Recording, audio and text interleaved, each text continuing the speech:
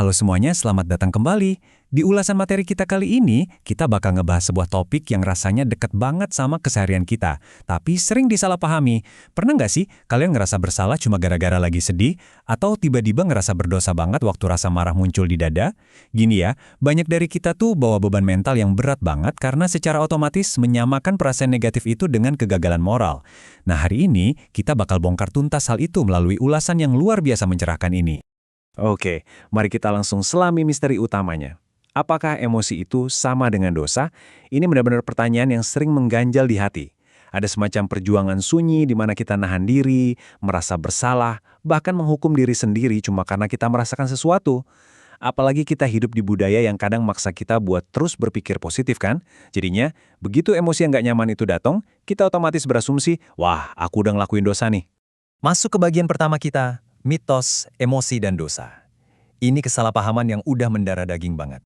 Kalau ditanya apakah emosi itu dosa, jawaban singkatnya tentu aja bukan. Emosi itu murni reaksi biologis dan psikologis yang 100% alami. Coba bayangin emosi itu kayak software bawaan pabrik yang udah terinstal di sistem tubuh kita sejak lahir. Jadi, menganggap emosi sebagai dosa itu nggak cuma keliru, tapi juga bikin beban mental yang sama sekali nggak perlu. Ingat ya, ini bukan kegagalan moral kalian, ini tuh murni biologi dan psikologi dasar manusia yang lagi bekerja. Lanjut ke bagian kedua, emosi itu sebenarnya adalah navigasi alami kita, sebuah sistem bawaan yang luar biasa. Ulasan kita ini pakai metafora yang indah banget. Alih-alih ngelihat emosi sebagai sebuah keputusan sadar, anggaplah emosi sebagai navigasi alami yang muncul secara spontan, alias di luar kendali kita. Logikanya gini, kalian nggak bisa kan bangun tidur di pagi hari terus bilang, kayaknya jam 2 siang nanti aku mau marah deh. Atau, oke, aku pilih buat ngerasa takut sekarang. Ya enggak gitu kerjanya. Emosi itu terjadi begitu aja pas ada pemicunya. Coba kita telusuri pemicu alaminya. Rasa marah misalnya, itu otomatis muncul kalau sistem kita mendeteksi adanya ketidakadilan. Terus rasa sedih, itu respons alami banget waktu kita ngalamin kehilangan. Dan rasa takut, itu murni insting perlindungan diri biar kita selamat dari bahaya. Semua reaksi ini langsung merespons apa yang terjadi di luar sana tanpa minta izin dulu ke kita. Nah, poin paling krusialnya ada di sini.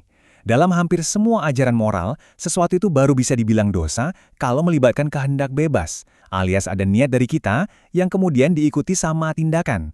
Karena perasaan yang spontan tadi itu muncul tanpa kita rencanakan, ya otomatis perasaan itu sendiri nggak mungkin bisa dikategorikan sebagai dosa. Make sense kan? Di bagian ketiga ini kita bakal narik garis pembatas yang sangat tegas antara perasaan dan tindakan. Ini bagian yang paling menarik. Kita benar-benar harus bisa misahin antara apa yang murni kita rasakan secara spontan dengan apa yang pada akhirnya kita lakukan. Disinilah letak perbedaannya. Potensi dosa itu biasanya ada di ranah tindakan, di cara kita merespons emosi tersebut dan bukan pada perasaan alaminya itu sendiri. Contoh gampangnya gini, pas ada orang yang hina kalian, wajar dong dada kerasa panas. Itu reaksi biologis, dan itu bukan dosa. Tapi kalau kalian pakai kehendak bebas kalian untuk caci maki balik atau bahkan mukul orang itu, nah tindakannya itulah yang berpotensi jadi dosa, bukan rasa panas di dada kalian tadi. Logika yang sama juga berlaku buat rasa iri. Ngelihat kesuksesan teman terus tiba-tiba ada rasa minder sejenak, itu manusiawi banget, hati kita bereaksi. Tapi, kalau rasa minder itu kalian pakai buat bikin rencana jahat, memfitnah, atau menyabotase kesuksesan teman kalian, itu baru pilihan yang salah secara moral. Dan satu lagi, mari kita bahas soal sedih. Nangis gara-gara gagal itu adalah proses pelepasan emosi yang super alami.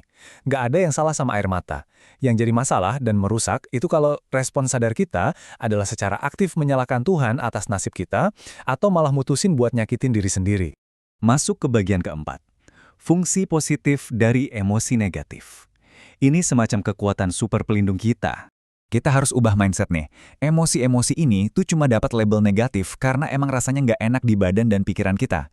Padahal, fungsinya itu luar biasa krusial buat kelangsungan hidup. Rasa bersalah itu ibarat kompas moral biar kita memperbaiki kesalahan.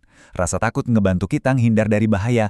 Dan marah, itu ngasih kita energi ekstra buat ngebela diri atau menegakkan kebenaran pas kita lagi ditindas.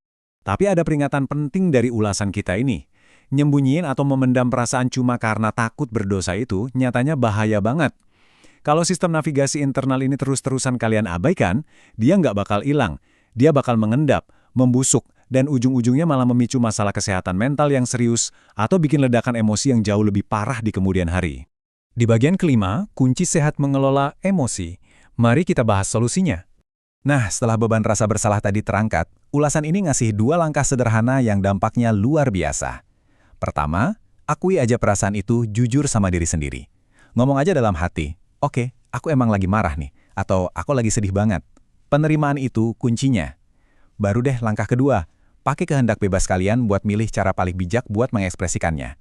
Jangan dipendam ya, tapi salurkan dengan cara yang benar. Ini bawa kita ke satu kesimpulan yang pastinya melegakan banget dari Ansel Mary. Merasa tidak baik-baik saja itu manusiawi. Kalian bisa nafas lega sekarang. Coba resapi kata-kata ini. Perasaan yang gak nyaman itu gak berarti kalian lagi ngelanggar hukum moral apapun. Itu semata-mata ngebuktiin kalau kalian adalah manusia biasa yang hidup dan bernafas. Sebagai penutup ulasan kita hari ini, saya mau ninggalin kalian sama satu pertanyaan buat direnungkan. Dengan pemahaman baru bahwa emosi itu adalah navigasi dan kalian punya kekuatan penuh buat milih tindakan kalian, gimana kalian bakal merespon emosi kalian hari ini? Nggak perlu lagi nyalain diri sendiri karena merasa sedih atau marah, tapi fokuslah ke apa yang bakal kalian lakuin setelahnya. Terima kasih udah dengerin ulasan ini, dan semoga ini bisa bantu kita semua untuk lebih merangkul sisi kemanusiaan kita. Sampai jumpa!